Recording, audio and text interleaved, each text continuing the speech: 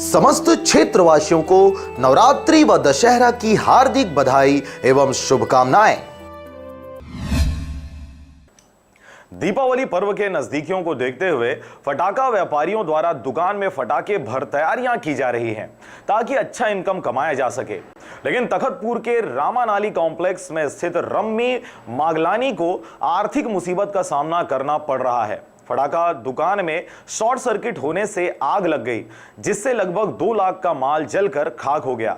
दमकल की मदद से किसी तरह आग को काबू पर लाया गया।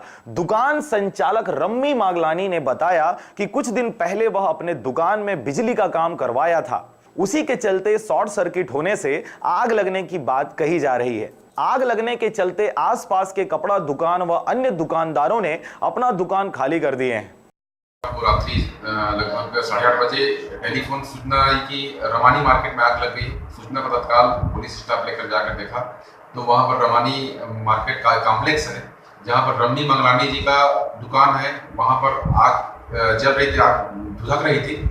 जाके देखा तत्काल इस संबंध में वरिष्ठ अधिकारियों के कंट्रोल रूम सूचना दी गई, साथ ही फायर ब्रिगेड बुलाई गई। फायर ब्रिगेड के आने के बाद वहां पर लोगों काफी क्राउड थे, क्राउड को कंट्रोल करते हुए आग पे काबू पाया गया।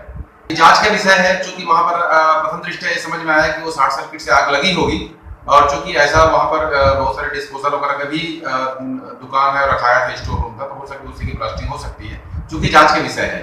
तखतपुर से परमेश्वर सिंह के साथ ब्यूरो रिपोर्ट।